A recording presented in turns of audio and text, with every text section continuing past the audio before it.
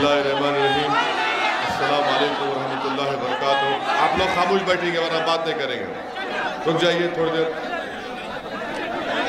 जनाब बाबू सिंह कुशवाहा साहब, अध्यक्ष जन अधिकार पार्टी, वो कन्वीनर भागीदारी परिवर्तन मोर्चा, जनाब शौकत अली साहब, अध्यक्ष MIM पार्टी उत्तर प्रदेश, सुल्तानपुर के मजलिस के प्रत्याशी मिर्ज़ा अकरम बेग साहब, रुक जाओ।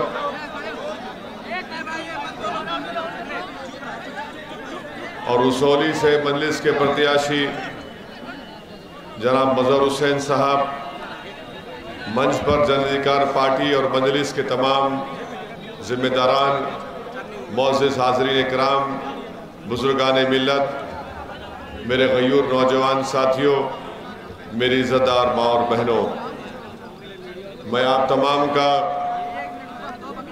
बेहद शुक्रिया अदा करता हूँ कि आपने अपना कीमती वक्त निकालकर आज के इस मीटिंग में शिरकत की।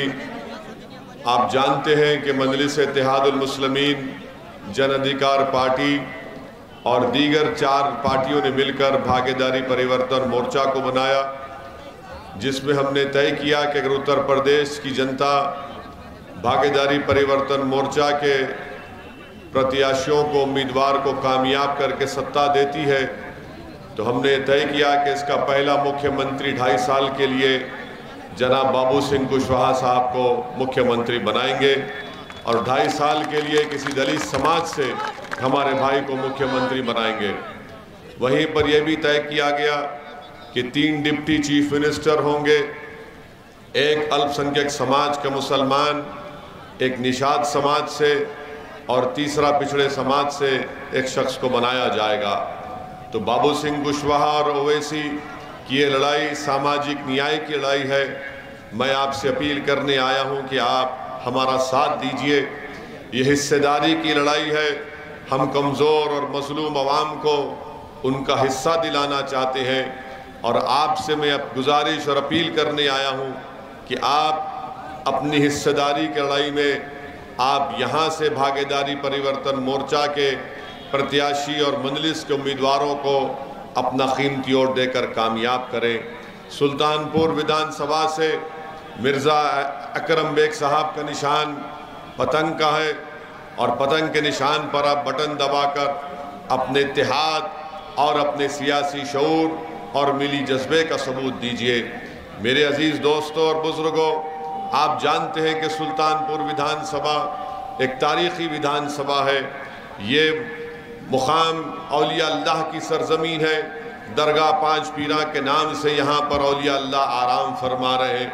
ये मेरी खुशकिस्मती है कि मैं इस सरज़मीन को फिर से आने का मुझे मौका मिला, जहाँ पर हज़रत अलाउद्दीन बल्खी और महमूद बल्खी रहमतुल्लाह अलैह के आस्थाने हैं। वहीं पर नकारा शरीफ में अल्लामा मंसा वारसी रहमतुल्लाह अलैह के भी आस्थाना है। ये मेरी खुशकिस्मती है कि मैं इस सरज़मीन को आ सका हूँ।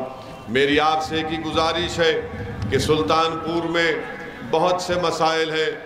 ट्रैफिक का कंजेशन है, ख़ास तौर से ज़िले अस्पताल को जाने के लिए एक बहुत बड़ा मसला पैदा हो जाता है।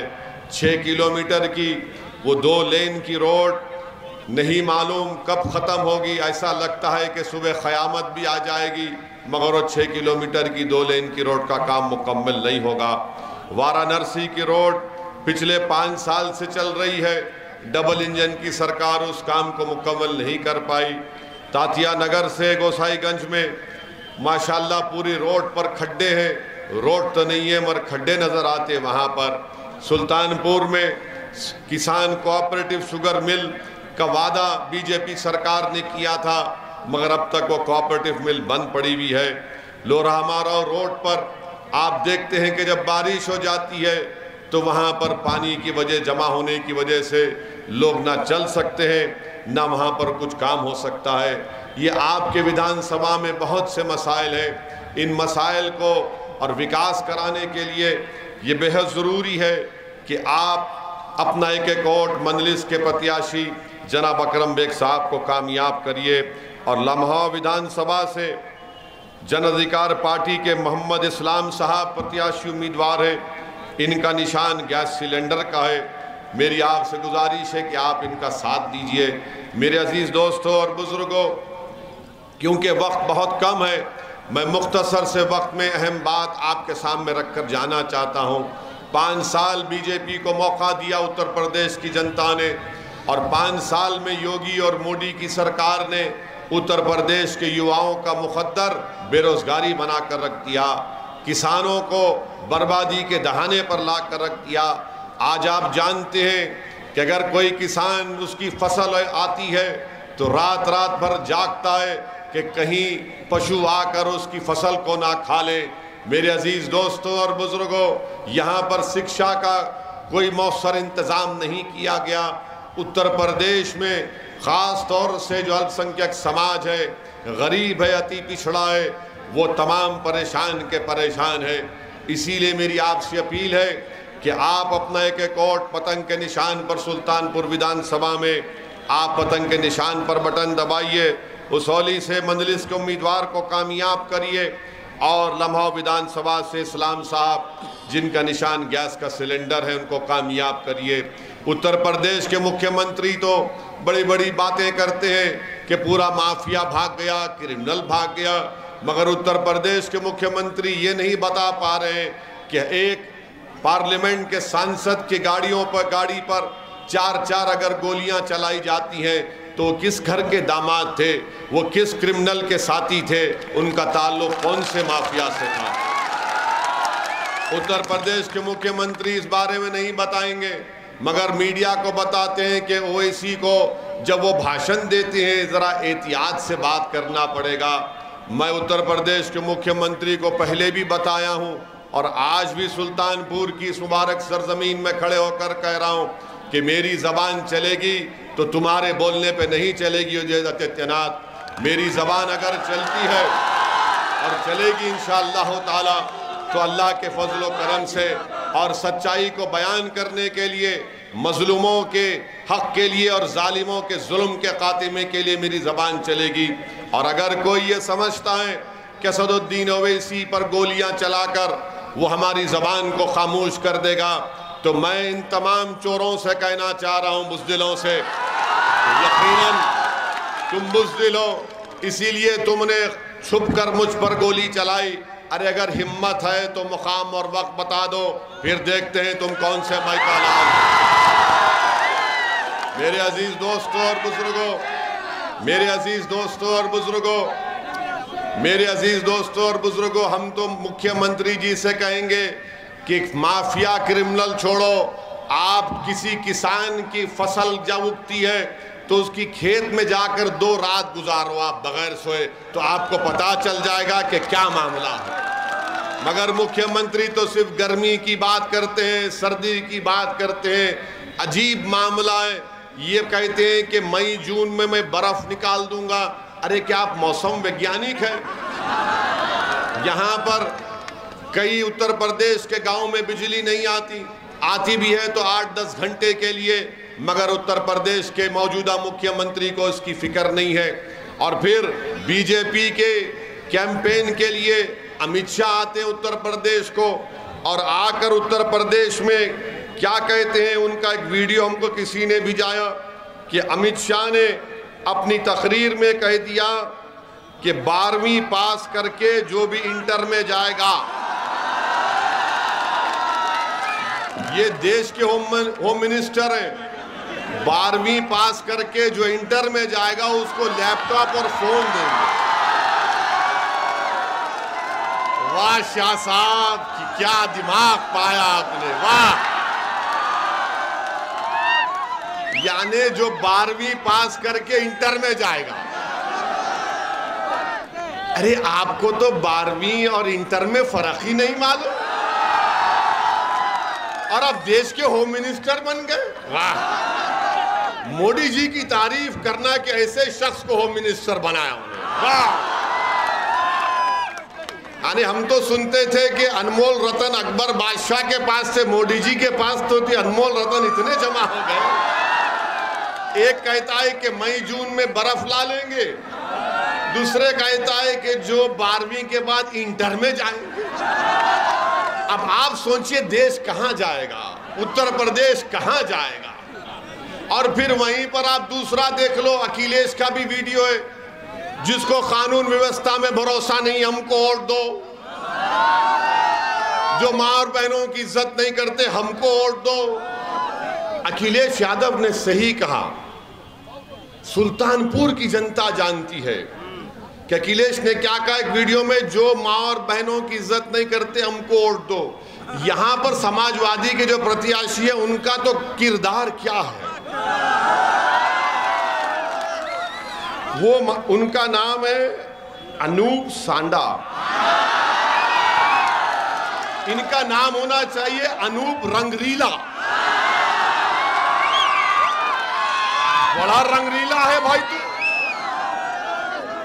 अब नाम नहीं बोलना चाहूंगा, वरना मोदी जी, देखो हम वही तो कह रहे थे, मोदी जी क्या कहे थे, नरेंद्र मोदी, मैं ट्रिपल तलाक का कानून लाया। अब ये अनूप रंगरीला पर ट्रिपल तलाक का कानून तो लागू ही नहीं होता, नहीं होता ना।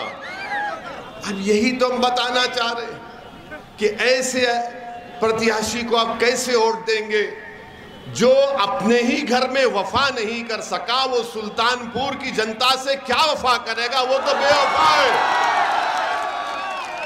तो इसीलिए हम आपसे अपील कर रहे हैं कि आप मिर्जा अकरम बेग साहब को अपने वोट देकर कामयाब करिए, अपनी लीडरशिप को बनाइए।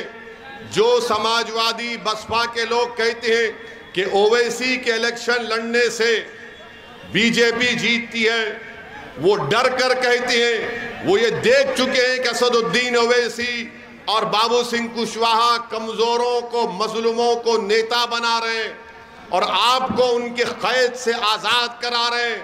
चुनाव तक ये बड़ी बात करेंगे, मुसलमान मुसलमान और अति पिछड़ा, उसके बाद किसी को पूछते नहीं।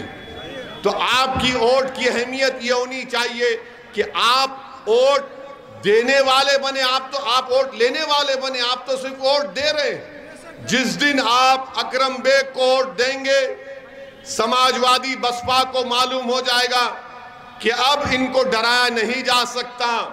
डरा कर वोट हासिल करते आए 30 साल से, आपका क्या फायदा हुआ। हम ये चाहते हैं कि आप नेता बने, हम ये चाहते हैं कि आपको हिस्सा मिले।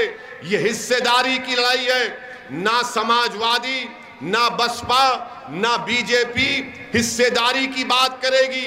वो तो कहेगी कि डर के बैठो। आज आप देखते हैं कि समाजवादी और बसपा में क्या अल्पसंख्यक समाज मुसलमान का नाम लिया जाता है, सबसे कह रहे आप खामोश हो जाओ, खामोश हो जाओ, खामोश हो जाओ, कुछ मत बोलो। अरे कब खामोश हो जाएंगे हम, कितना खामोश हो जाएंगे। तुमने 2017 में बीजेपी को नहीं हरा पाए, 2019 में तुम बीजेपी को नहीं हरा पाए, 2014 में बीजेपी को नहीं हरा पाए। अब आकर फिर कह रहे आप कुछ मत बोलो।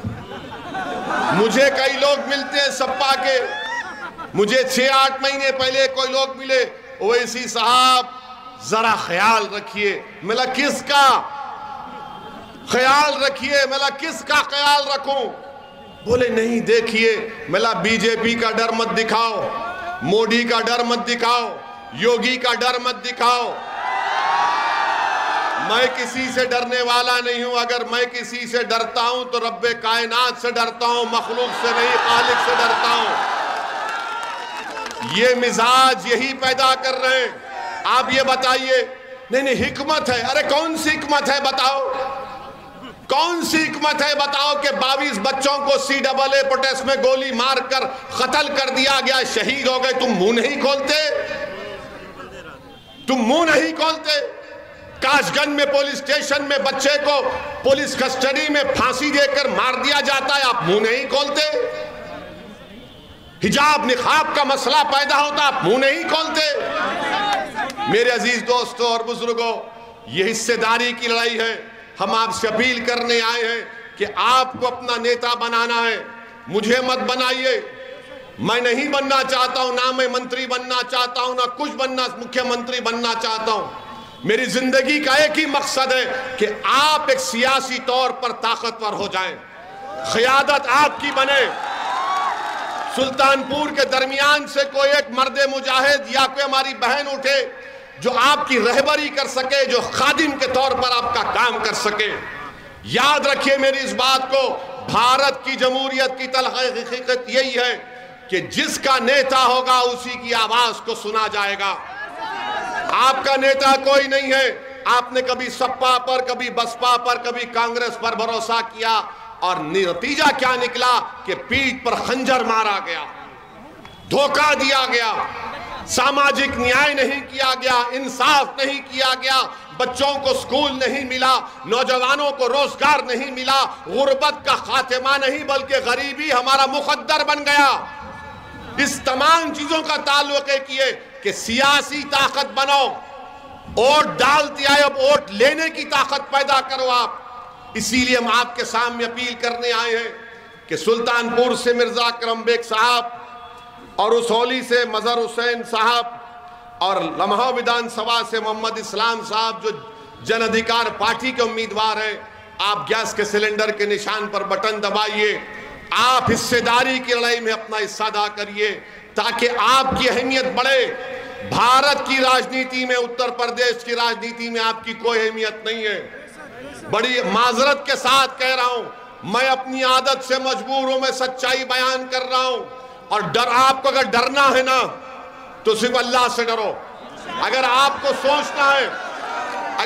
सोचना है तो उन दलालों से बचो जो लखनऊ और दिल्ली में बैठकर आपके वोटों का सौदा करते हैं। ये दलालों से बचो जो लखनऊ और दिल्ली में बैठकर आपके वोटों का सौदा करते हैं।